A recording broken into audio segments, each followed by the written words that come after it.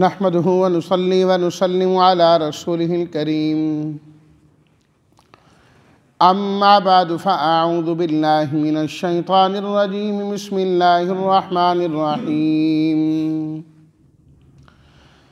الذين ينفقون في السراء والضراء والكاظمين الغيظ والعافين عن الناس والله يحب المحسنين والذين إذا فعلوا فاحشة أو ظلموا أنفسهم ذكروا الله فاستغفروا لذنوبهم ومن يغفر الذنوب إلا الله ولم يصروا على ما فعلوا وهم يعلمون أولئك جزاؤهم مغفرة من ربهم وجنات تجري من تحتها الأنهار خالدين فيها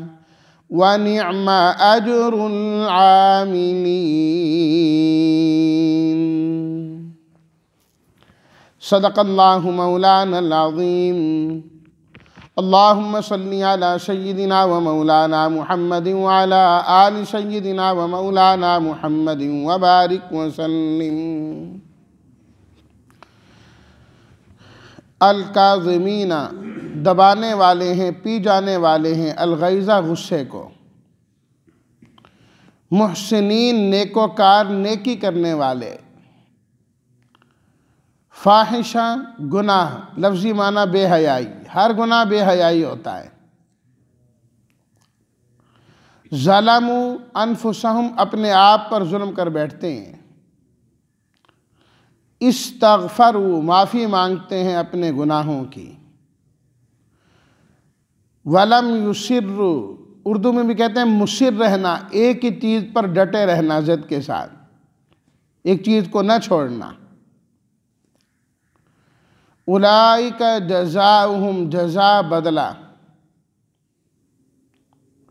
نعمہ کتنا ہی بہترین ہے۔ ترجمہ الذین ينفقون فی السراء والضراء وہ لوگ جو خرچ کرتے ہیں خوشحالی اور تنگ دستی میں اور غصے کو پی جانے والے ہیں، لوگوں کو معاف کر دینے والے ہیں، اور اللہ تعالیٰ نیکوکاروں کو پسند کرتے ہیں۔ اور وہ لوگ جب کوئی غلط کام کر بیٹھتے ہیں، گناہ کا کام کر بیٹھتے ہیں یا اپنے نفسوں پر ظلم کر بیٹھتے ہیں تو اللہ کو یاد کرتے ہیں اور اپنے گناہوں کی معافی مانگتے ہیں اللہ سے۔ اور کون ہے جو گناہوں کو معاف کرے اللہ کے علاوہ، اور جو وہ کر لیتے ہیں اس پر وہ مصر نہیں ہوتے اور وہ جانتے ہیں۔ یہی وہ لوگ ہیں جن کا بدلہ ان کے رب کی جانب سے بخشش ہے اور باغات ہیں جن کے نیچے سے نہریں جاری ہوں گی، اور یہ ہمیشہ ہمیشہ اس میں رہنے والے ہوں گے، اور عمل کرنے والوں کا اجر تو کتنا ہی بہترین ہے۔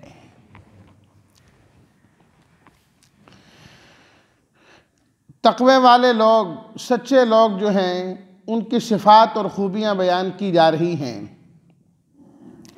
کہ اللہ تعالیٰ نے جنت متقی لوگوں کے لیے تیار کی ہے اور سجائی ہے۔ جنتی لوگ کون ہیں؟ تقوی والے لوگ کون ہیں؟ پہلی چیز اللہ تعالیٰ نے ذکر فرمائی ينفقون فی السراء والضراء، جو ہر حال میں خرچ کرتے ہیں، خوشی ہو تب، غمی ہو تب، خوشحالی ہو تب، تنگ دستی ہو تب، تھوڑا ہو تب، زیادہ ہو تب، وہ خرچ کرتے ہی رہتے ہیں۔ تفصیل میں نے اس کی کل درس میں اسی پر ہی ہوا تھا، تفصیل عرض کر دی تھی۔ یہ دو حالتیں ایسی ہیں کہ انسان عام طور پر ان مواقع پر صحیح راستے سے ہٹ جاتا ہے۔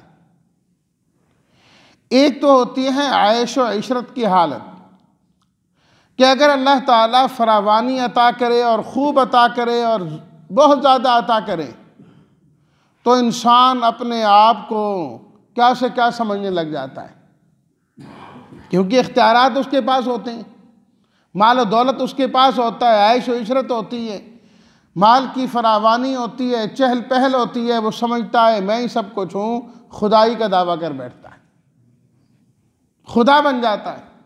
اور یہ بات اللہ تعالیٰ نے خود قرآن مجید میں فرمائی، تیسرے سپارے کے آغاز میں۔ اللہ اکبر، نمرود کا ذکر کیا نا اللہ تعالیٰ نے، فرمایا الم تر الی الذی حاج ابراہیم فی ربی، کیا آپ نے نہیں دیکھا اس بندے کو جو حضرت ابراہیم علیہ السلام سے جھگڑ رہا تھا رب کے بارے میں، کہتا میں ہی رب ہوں، میں ہی سب کچھ ہوں۔ یہ ربوبیت کا دعویٰ کیوں کر رہا تھا؟ ان آتاہ اللہ الملک، اس واسطے کہ اللہ نے اس کو حکومت دی تھی نا، کچھ تھا نا اس کے پاس۔ آج تک جس نے بھی نبوت کا دعویٰ کیا یا خدائی کا دعویٰ کیا وہ کھاتا پیتا آدمی، مال کی فراوانی والا تھا، کسی غریب نے نہیں کیا۔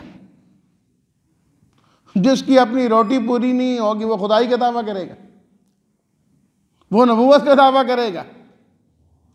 کچھ ہوتا ہے تو انسان پھر اپنے آپ سے باہر ہونا شروع ہو جاتا ہے، اپنے آپ سے باہر ہونا شروع ہو جاتا ہے۔ ان آتاہ اللہ الملک، اگر اس کی 2 وقت کی روٹی پوری نہ ہوتی تو پھر دیکھتے وہ خدائی کا دعویٰ کرتا تھا کہ نہیں کرتا تھا۔ تو عیش و عشرت میں بسا اوقات انسان بہت دور نکل جاتا ہے۔ اور دوسری چیز، اگر فقر و فاقہ بھی حد سے زیادہ آ جائے تو پھر بھی انسان بے رہ روی کا شکار ہو جاتا ہے، کہ اس کی جائز ضروریات، لازمی ضروریات نہیں پوری ہو رہی ہوتی، ہاتھ انتہائی تنگ ہے، تو بس پھر اس کی سوچ غلط چلنا شروع ہو جاتی ہے۔ اچھا اس کے پاس ہے، آج ڈاکہ مار کے اس سے لیں گے، آج اس کا اٹھائیں گے، یہ کریں گے وہ کریں گے، اور پھر چلتے چلتے وہ کہیں سے کہیں پہنچ جاتا ہے۔ کاد الفقر ان یکون کفرا، یہ بھی تو حدیث میں ہے کہ بسا اوقات فقر انسان کو کفر تک پہنچا دیتا ہے، فقر بھی کفر تک پہنچا دیتا ہے۔ اللہ اکبر، اللہ اکبر۔ اور ایک فقر ہوتا ہے اللہ کی طرف احتیاج کا، فقیر کا معنی تو محتاج ہونا، احتیاج اللہ، اس کو تو پسند کیا گیا ہے۔ نبی کریم صلی اللہ علیہ وسلم نے فرمایا الفقر فخری، فقر تو میرا فخر ہے، یعنی ہر معاملے میں اللہ کی طرف متوجہ ہونا یہ میرا فخر ہے۔ الفقر، وہ فقر اس معنی میں۔ تو الغرض یہ دونوں انتہائیں ہیں، ادھر بھی بندہ چلا جائے تو دور نکل جاتا ہے، ادھر بھی چلا جائے تو دور نکل جاتا ہے۔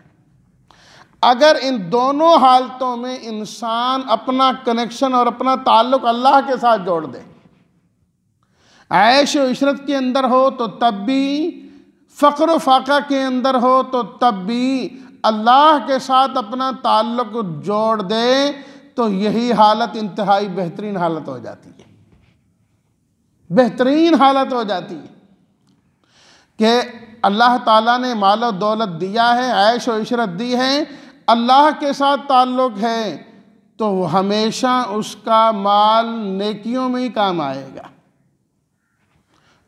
ہر موقع پر۔ اللہ اکبر، غزوہ تبوک کا موقع ہے، نبی کریم صلی اللہ علیہ وسلم نے فرمایا کون ہے جو اللہ کے راستے میں دے گا؟ لشکر ہے اتنا بڑا، اس نے تیار ہو کے جانا ہے، لمبا سفر ہے، جمع کرائیے۔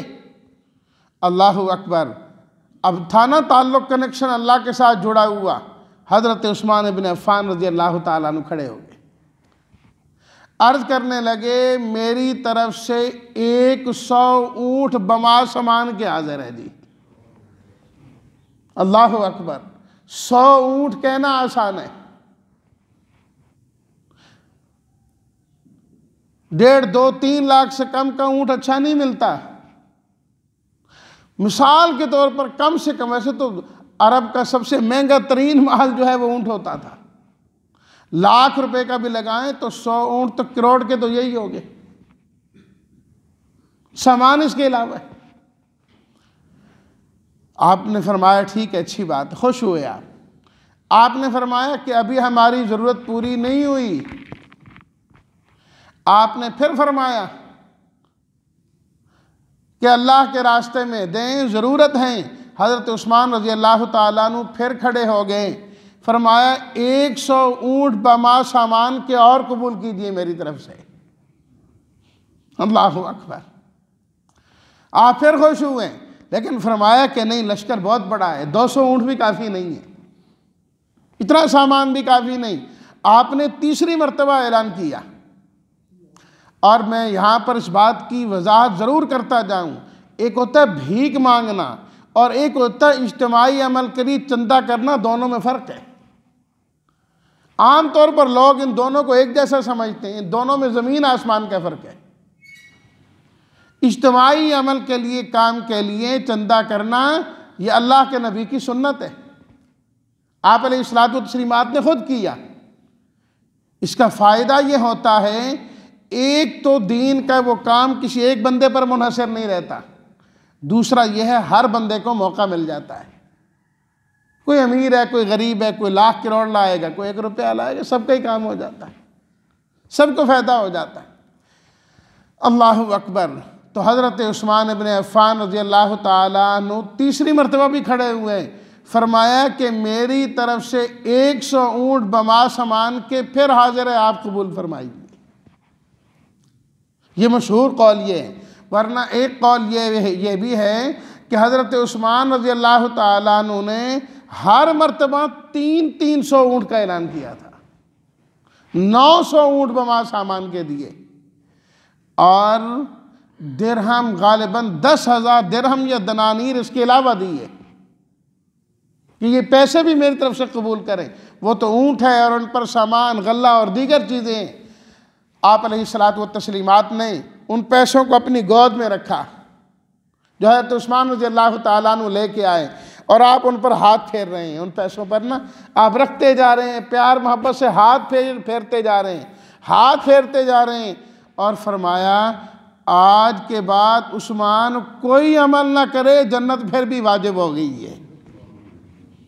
فرمایا جنت واجب ہے، کوئی عمل نہ کرے، یہ جو عمل انہوں نے کر دیا ہے نا، ان کی جنت لازم ہو گئی ہے۔ تو عیش و عشرت میں بھی تعلق اللہ کے ساتھ جڑ جائے تو یہ چیز بھی انسان کو جنت میں لے جانے والی ہے، جنت میں لے کے جانے والی ہے، وہاں پہنچانے والی ہے۔ اور اسی طریقے سے اگر انسان فقر و فاقہ میں ہے، انسان کے پاس کچھ نہیں ہے، لیکن پھر اس حال میں بھی اپنا تعلق اللہ کے ساتھ جوڑ کے رکھتا ہے، اللہ کے ساتھ جوڑ کے رکھتا ہے، جو نعمت مل جائے خوش ہوتا ہے۔ نبی کریم صلی اللہ علیہ وسلم نے فرمایا کہ جو بندہ ایک لقمہ کھاتا ہے اللہ کا شکر ادا کر دیتا ہے، پانی کے ایک گھونٹ پیتا ہے اللہ کا شکر ادا کر دیتا ہے، اللہ اس بندے سے خوش ہو جاتے ہیں کہ اتنا کم ملا، اس نے پھر بھی میرا شکر ادا کیا، ہم اسی بات پر اس سے راضی ہو گئے، ہم اس بات پر اسی سے راضی ہو گئے۔ اللہ اکبر۔ اور سورہ توبہ میں 10ویں سپارے میں اللہ تعالیٰ نے باقاعدہ ڈانٹا ان لوگوں کو، جب اسی غزوہ تبوک ہی کی بات ہے اتفاقاً، کہ جب ایک صحابی نا آپ علیہ الصلوۃ والتسلیمات نے اعلان کیا اس طریقے سے جمع کرانے کے لیے، تو ایک صحابی وہ تھے جن کے پاس کچھ نہیں تھا، تو ان کے دل میں آیا کہ جب یہ سب لوگ کام کر رہے ہیں، اللہ کے راستے میں دے رہے ہیں، میں بھی کچھ دے دوں۔ تو وہ گئے مزدوری کرنے کے لیے کہ چلو کہ میں مزدوری کرتا ہوں۔ تو ایک یہودی تھا، اس کے ہاں مزدوری ملی۔ مزدوری کیا تھی؟ اس نے کہا کہ یہ میرے درخت ہیں، آپ نے ان کو پانی پلانا ہے، کنویں سے جتنے ڈول نکالو گے نا پانی کے، ہر ڈول پر تمہیں کھجور دی جائے گی۔ بس کہا ٹھیک ہے، مجھے منظور ہے، کچھ تو ملے گا نا۔ پوری رات کام کرتے رہے، اور روایات میں لکھا ہے کہ وہ یہودی اتنا بخیل، یہ نہیں کہ چلو پوری رات کام کیا آخر میں کٹھے دے دیں، جتنا ڈول نکالتے تھے وہ ساتھ ہی دے دیتا تھا کھجور، ہاں جی یہ ہو گئی تاکہ ایک بھی زیادہ نہ چلی جائے، وہ بھی ایسا بخیل۔ جب صبح ہوئی تو 2-3 کلو کھجوریں بن گئیں، تو انہوں نے اٹھائیں اور نبی کریم صلی اللہ علیہ وسلم کی خدمت میں حاضر ہوئے، جی میرے پاس اور تو کچھ نہیں ہے، یہ تھوڑی سی کھجوریں ہیں، آپ یہی قبول کر لیں۔ آپ علیہ الصلوۃ والتسلیمات نے فرمایا بالکل آپ کا یہ عمل بھی قابل قبول ہے۔ منافقوں نے دیکھا، کہا اللہ اس کا محتاج ہے اتنی چھوٹی چھوٹی چیزوں کا؟ اللہ نے قرآن کی آیت نازل کر دی، فرمایا کہ الذین یلمزون المتطوعین من المؤمنین فی الصدقات والذین لا یجدون الا جہدہم، یہ تو بیچارے کچھ پاتے ہی نہیں ہے، یہ ان کے پاس کچھ نہیں، جہدہم پوری کوشش کر کے وہ بیچارہ اتنی لایا ہے، یہ ان پر تانا زنی کرتے ہیں۔ اللہ پاک نے فرمایا ہم ان لوگوں کو نہیں چھوڑیں گے، جنہوں نے ہمارے اس غریب کا مذاق اڑایا ہے کہ اس کے پاس تھا کچھ نہیں اور تھوڑی سی چیز اس نے لائی اور ہمارے نبی نے اور ہم نے قبول کر لی۔ فرمایا کہ یہ تانا زنی بھی ٹھیک نہیں، بس اوقات غریب کا 1 روپیہ امیر کے کروڑوں سے بڑھ جاتا ہے۔ اللہ نے قرآن کی آیت نازل کی، باقاعدہ قرآن کی آیت نازل کی اللہ تعالیٰ۔ تو ان دونوں حالتوں میں انسان ادھر ادھر ہو جاتا ہے، کنیکشن اللہ سے جڑا رہے گا، انسان کبھی خراب نہیں ہوتا۔ تو اس لیے فرمایا دونوں حالتوں میں خرچ کرنا ہے۔ اللہ اکبر۔ اس کے بعد دوسری چیز فرمائی والکاظمین الغیظ، والکاظمین الغیظ، فرمایا کہ وہ غصے کو پینے والے ہیں۔ یہ نہیں فرمایا کہ غصہ کرتے ہی نہیں، غصے کا آ جانا یہ تو ایک فطری عمل ہے، ہر ایک کو غصہ آتا ہے، کوئی انسان اس طرح نہیں ہے جس کو غصہ نہ آتا ہو۔ کسی کے ساتھ ظلم زیادتی کر کے دیکھو، ناجائز کر کے دیکھو، جذبات تو بھڑکتے ہیں نا، کہ اس نے میرے ساتھ اس طرح کیوں کیا ہے، لیکن وہ اپنے غصے کو نافذ نہیں کرتا کہ اچھا یوں کیا اب پھر دیکھ تیرے ساتھ کیا کرتے، نہ۔ والکاظمین الغیظ، ایسے موقع پر غصے کو پی جانا، ایسے موقع پر غصے کو پی جانا ہے، یہ جنتی لوگوں کا کام ہے۔ 25ویں سپارے سورہ شورا میں اللہ تعالیٰ نے فرمایا کہ ہمارے بندے وہ ہیں اذا اصابہم البغی ہم ینتصرون، جب ان پر ظلم زیادتی ہو تو بدلہ لیتے ہیں۔ یہاں پر فرمایا کہ نہیں معاف کرتے ہیں، غصے کو پی جاتے ہیں۔ یہ اصل میں حالات کی بات ہے۔ جس نے ظلم اور زیادتی کی، برا کیا، اگر معلوم ہے اس بندے کو کہ اس کو میں ہی روک سکتا ہوں، کوئی دوسرا نہیں روک سکتا، اگر میں نے آج اس کو کچھ نہ کہا تو یہ تو اور جری اور جرت مند ہو جائے گا، یہ تو اوروں کو بھی تنگ کرے گا، تو روکنے کے لیے بدلہ لینا چاہیں تو ٹھیک ہے، ایسے بندے کو بدلہ لینا چاہیے تاکہ یہ باز آ جائے۔ اور اگر اس کو پتا ہے کہ نہیں یہ نادم ہو گیا ہے، اپنی غلطی تسلیم کر رہا ہے، تو پھر غصے کو پی کے معافی کر دینا چاہیے، پھر معاف کر دینا بہتر ہے۔ والکاظمین الغیظ، اپنے غصے کو پینا۔ ایک موقع پر نبی کریم صلی اللہ علیہ وسلم نے حضرات صحابہ کرام رضوان اللہ تعالی علیہم اجمعین سے پوچھا کہ تم پہلوان کس کو شمار کرتے ہو؟ کون ہے پہلوان؟ صحابہ کرام رضوان اللہ تعالی علیہم اجمعین عرض کرنے لگے کہ جو شخص لوگوں کو بچھاڑ کے رکھ دے، اس کا مقابلہ کوئی نہ کر سکے، اللہ تعالیٰ نے جسمانی قوت و طاقت خوب عطا کی ہے، ہماری نظر میں تو وہ پہلوان ہے۔ آپ علیہ الصلوۃ والتسلیمات نے فرمایا پہلوان کا یہ غلط مفہوم ہے، فرمایا کہ میری امت کا پہلوان وہ پہلوان نہیں ہے جو لوگوں کو بچھاڑ کے رکھ دے۔ لیس الشدید بالسرعہ، نہیں ہے پہلوان وہ آدمی جو لوگوں کو بچھاڑ دے۔ انما الشدید الذی یملک نفسہ عند الغضب، فرمایا میری امت کا پہلوان تو وہ ہے کہ جب اسے غصہ آ جائے تو اس غصے کو پی جاتا ہے۔ فرمایا اس سے بڑا پہلوان کوئی نہیں ہے۔ یملک نفسہ، اپنے نفس کا وہ مالک ہوتا ہے، جو زبان میں آئے وہ کہتا نہیں جاتا، ہاتھ سے دوسرے کو مارتا نہیں جاتا، دوسرے کو ڈھیت نہیں کرتا جاتا۔ اسلام میں اس کی قیمت نہیں جس نے دوسرے کو گرایا اور خود جیت گیا۔ اسلام میں تو قدر و قیمت اس کی ہے جو اپنی ہار مان جاتا ہے، اپنے آپ کو جھکا دیتا ہے۔ وہ ہوتا ہے اصل کہ ہاں جی میں عاجزی، اپنے آپ پر کنٹرول، کوئی بات نہیں، کوئی بات نہیں۔ وَالْكَاظِمِينَ الْغَيْظَ، فرمایا کہ وہ غصے کو پی جانے والے، اور صرف غصے کو پیتے نہیں، وَالْعَافِينَ عَنِ النَّاسِ، لوگوں کو معاف کر دینے والے، قدرت کے باوجود پکڑ سکتے ہیں، لے سکتے ہیں حساب و کتاب ان سے بھی، لیکن نہیں لیتے۔ وَاللَّهُ يُحِبُّ الْمُحْسِنِينَ، فرمایا کہ یہ تو نیکوکار لوگ ہیں اور یہ اللہ کے محبوب ہوا کرتے ہیں۔ اللہ اپنے محبوب لوگوں کی صف میں ہمیں بھی شامل فرمائے۔ وآخر دعوانا ان الحمد للہ رب العالمین۔